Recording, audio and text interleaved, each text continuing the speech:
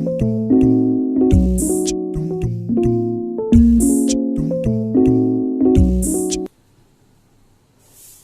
Student, હવે આપણે જે સ્વાધ્યાય 3.2 માં આલેખની રીત જોઈ છે એમાં પહેલો દાખલો જોયો. હવે આપણે આ બીજો દાખલો જોવાનો છે. બીજા દાખલાની અંદર પેન્સિલ અને પેનની વાત કરી છે. તો તમે જોશો તો અહીંયા આપણે એક પેન્સિલની કિંમત x ને એક પેનની કિંમત y ધારી લેવાની. તો પહેલું વાત કેવું છે કે 5 પેન્સિલ અને 7 પેનની કુલ કિંમત 50 છે. તો એક પેન્સિલની કિંમત x તો 5 ની 5x, પેનની y અને 7 પેનની 7y બરાબર 50. તો આ રીતનું પહેલું સમીકરણ મળશે. બીજું છે 7 પેન્સિલ અને 5 પેન, તો 7x + 5y બરાબર 46.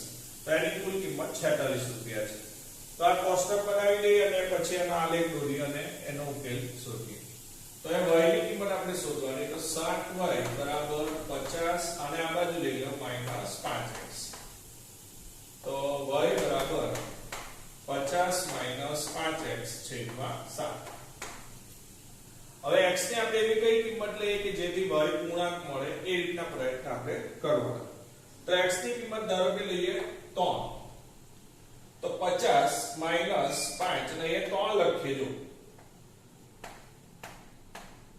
અહીંયા 3 લખીએ તો 5 × 3 = 15 છેદમાં 7. 50 માંથી 15 જાય તો 35, 35 ના છેદમાં 7. તો 7 × 5 = 35. તો y કેટલો આવશે? 5 આવશે. ચાલો એ પ્રમાણે બીજી કિંમત લઈએ આપણે 10. ધારો કે 50x ની કિંમત લઈએ 10. તો 50 - 50 એટલે 0 ના છેદમાં 7 એટલે 0 આવશે. તો એ 10 લઈએ તો અહીંયા 0 આવશે. ત્યાર પછી બીજા સમીકરણની વાત કરીએ. તો એ y નું સૂત્ર કરતા બનાવવું હોય તો 7x ને પેલી બાજુ લઈએ. 46 - 7x. તો y બરાબર 46 - 7x છેદમાં 5. તો અહીંયા x ની આપણે એવી કઈ કિંમત લઈએ કે y ની સંખ્યા આપણને પૂર્ણાંક મળે.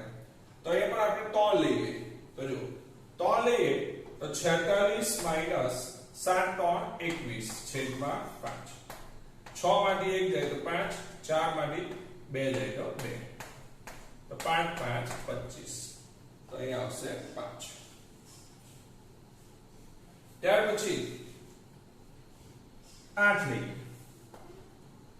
તો 46 - 8 લઈએ તો -7 × 8 એટલે 56 છેદમાં 5. તો -10 છેદમાં 5. તો -2 આવશે. તો અહીંયા આપણે 8 લઈએ x ની કિંમત તો અહીંયા આવશે -2. તો આ રીતના આપણને આ બે કોષ્ટક મળશે.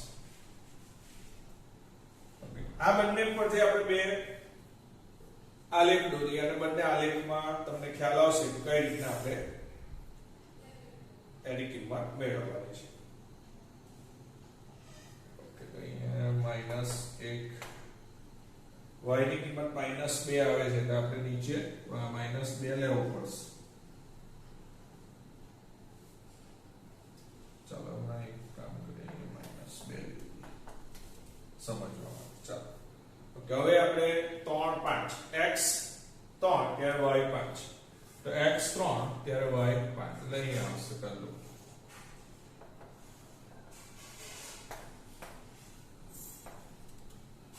પછી x 10 ત્યારે y 0. તો x અક્ષ પર 10 પર જાઓ તમે. તો આગળ અને 10 લઈએ ત્યારે y 0 એટલે લાઈન પર છે. તો આ બીજું બિંદુ થયું.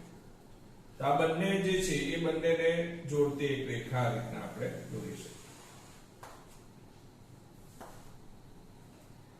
ત્યાર પછી આનું દોરીએ. તો x 3 ત્યારે y 5. તો 3 અને 5 એ છે. અને x 8 ત્યારે y -2. તો 8 હોય ત્યારે -2 એટલે અહીંયા આવશે આ જગ્યાએ. આ નીચે આપણે -2 લીધેલું છે ત્યાં. હવે એને જોડતી રેખા એ આ રીતની આવશે.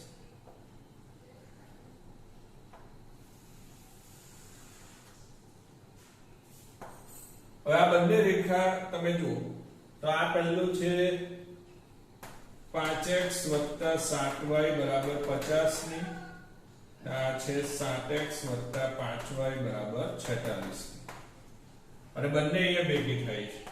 આ છે 3 અને 5. તો આની પરથી શું મળે કે x = 3 અને y = 5. તો x આપણે કોને માટે ધરેલી પેન્સિલની કિંમત માટે એક પેન્સિલની કિંમત કેટલી થશે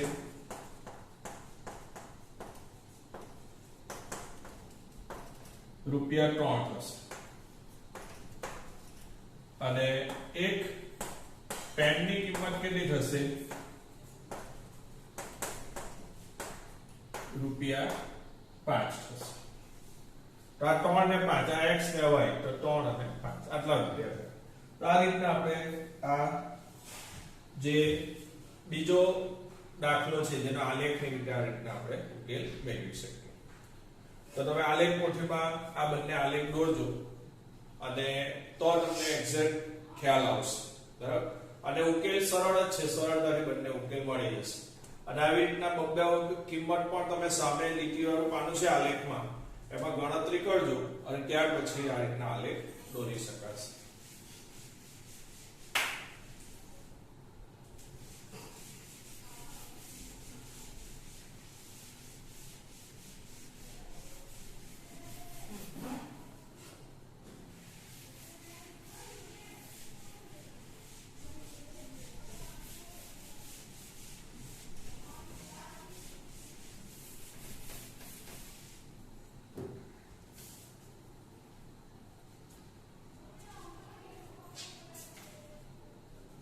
ચલો પ્રશ્ન 2 છે. જો નીચેના સુરેખ સમીકરણ યુગ્મથી બનતી રેખાઓ એક બિંદુથી છેદે છે કે સમાંતર છે અથવા સંપાતી છે તેમ a1/a2 b1/b2 અને c1/c2 એની ગણતરી કરીને તુલના કરો. તો અહીંયા પહેલો દાખલો છે 5x - 4y + 8 = 0 અને બીજો છે 7x + 6y - 9 = 0. હવે અહીંયા આને a1 કહેવાય. આપણે સરખાવીએ એટલે તમને ખ્યાલ આવશે. a1x + b1y + c1 = 0, a2x + b2y + c2 = 0. તો a1 ના છેદમાં a2 શોધવાનું છે પહેલા આપણે. તો a1 ના છેદમાં a2 એટલે 5 ના છેદમાં 7 કહેવાય. પછી b1 ના છેદમાં b2 એટલે b1 - 4 કહેવાય. b2 ત્યાં છે 6 કહેવાય. તો આ ઉલટું એટલે ઉડાડી દેવાનું. તો -2 એટલે 2 3 6 એટલે આ થશે. તો અહીંયા બંને સરખા છે નથી એટલે અહીંયા આપણે લખવાની શરત a1/a2 is not equal to b1/b2. તો આ બંને સરખા ન હોય તો આપણે શું સમજી ગયા કે અનન્ય ઉકેલ મળે.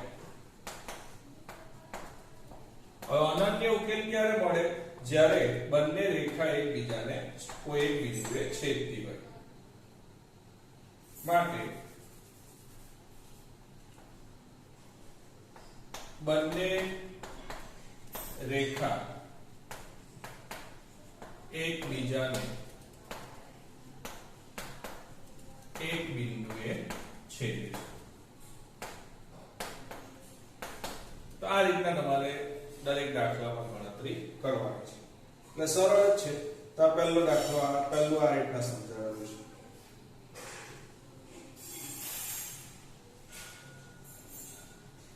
ત્યાર પછી બીજું જોઈએ 9x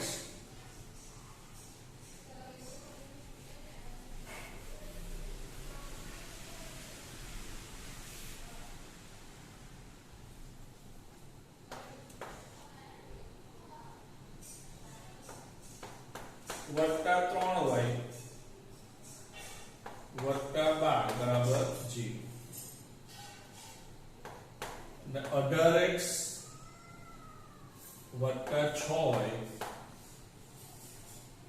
વત્તા 24 બરાબર g. હવે અહીંયા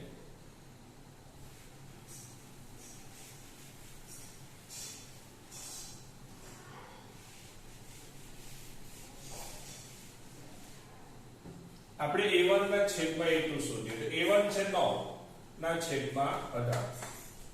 તો 9 દુ 18 1 ના છેદમાં 2 કહેવાય. b1 3 છે અને ત્યાં 6 છે. તો 3 ના છેદમાં 6. 3 દુ 6 એટલે આ પણ 1 ના છેદમાં. હવે આ બંને સરખા આવે તો પછી c1 ના છેદમાં c2 શોધવાનું તમારે. તો એ છે 12 ના છેદમાં 24. તો 12 દુ 24. તો આવો સંખ્યા. તો એનો અર્થ એમ કે a1 ના છેદમાં a2 બરાબર b1 ના છેદમાં b2 બરાબર c1 ના છેદમાં c. ત્રણે ત્રણ જો સરખા હોય તો આપણે શું ભણી ગયા કે આ ઉકેલ કેવો મળે? અનંત. માટે બંને રેખા એકબીજાની ઉપર હશે, સમપાટી રેખા મળે. ઉકેલ સમપાટીનો અર્થ એવો થાય કે એક રેખાની ઉપર જ બીજી રેખા હોય. તો અહીંયા ઉકેલ કેવા મળશે? અનંત મળશે. અને રેખાઓ કેવી હશે? એ બંને સમપાટી હશે. તો આ રીતના આપણે બીજાનો ઉકેલ આ રીતના મેળવીશું. ચાલો હવે ત્રીજું લઈએ.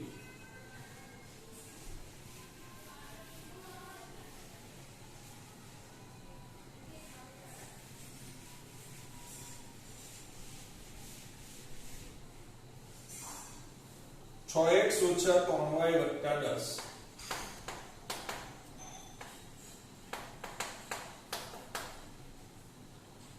અને 2x ઓછા y વત્તા 9.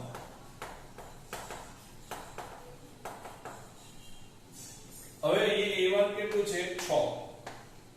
a2 2. 2 3 6. તો એ જવાબ આવશે 3. b1 છે -3. b2 છે -1. તો આ 3 થશે. c1 છે 10 અને c2 છે 9. આ 10 ના છેદમાં 9. તો આ બે સરખા છે અને આ અલગ છે. એટલે a1 ના છેદમાં a2 બરાબર b1 ના છેદમાં b2 is not equal to c1 ના છેદમાં c. એટલે આ બંને સરખા હોય અને આ અલગ હોય ત્યારે આપણે બીજી શરત કઈ ભણેલા કે બંનેનો ઉકેલ ન મળે. ઉકેલ ન મળે એટલે એ બંને રેખા કેવી હશે? સમાંતર રેખા હશે. એટલે એ બંને રેખા આ રીતની એકબીજાને છેદતી ન હોય તેવી સમાંતર રેખા હશે. તો આ રીતના આની અંદર ત્રીજામાં તમારે ઉકેલ ન મળે એ રીતનો આવશે. બરાબર છે? તો પ્રશ્ન 2 જે છે એ પ્રશ્ન 2 માં તમે આ રીતના ગણતરી કરી શકો. હવે પ્રશ્ન 3 છે જો નીચેના સુરેખ સમીકરણ યુગ્મ સુસંગત છે કે સુસંગત નથી તે ગુણોત્તર ઉપરથી નક્કી કરો. હવે એની અંદર આપણને 5 દાખલા આપેલા છે. હવે એ 5 દાખલાની અંદર તમારે સુસંગત છે કે નથી તે નક્કી કરવાનું છે. તો આ જ રીતના ગણતરી કરવાની છે. જો a1 ના છેદમાં a2 b1 ના છેદમાં b2 c1 ના છેદમાં c. જો ઉકેલ ન મળે એવું હોય તો સુસંગત નથી. ઉકેલ મળે, એક ઉકેલ મળે કે અનંત ઉકેલ મળે તો સુસંગત છે એવું કહેવાય. તો આપણે સુસંગત કોને કહેવાય આપણે ભણી ગયા આગળ. તો અહીંયા અનન્ય ઉકેલ મળે તો લખવાનું સુસંગત છે. અનન્ય ઉકેલ અનંત ઉકેલ મળે તો પણ લખવાનું સુસંગત છે. અને આવું હોય જો આવું મળે અને ઉકેલ ન મળે એવું હોય તો તમારે એની અંદર શું લખવું પડશે? જવાબ સુસંગત નથી. બસ આ રીતનો આપણે આની પછીનો જે પ્રશ્ન છે પ્રશ્ન 3 એની ગણતરી કરવાની છે. તો પ્રશ્ન 3 જે છે બધાએ હોમવર્કમાં કરવાનો અને એમાં સુસંગત છે કે નથી તે તમારે જાતે નક્કી કરવાનું છે. તો પ્રશ્ન 3 ની અંદર જે 5 દાખલા છે 5 દાખલાની ગણતરી તમારે કરવાની છે. એમાં 5 દાખલા છે. બરાબર? એ 5 દાખલા ગણવાના અને આ જ પ્રમાણે છે. આ પ્રમાણે કરો. ઉકેલ ન મળે તો લખવાનું સુસંગત નથી. અનન્ય ઉકેલ મળે તો સુસંગત છે. અનંત ઉકેલ મળે તો પણ સુસંગત છે. આ રીતના એનો જવાબ ખાલી લખવાનો.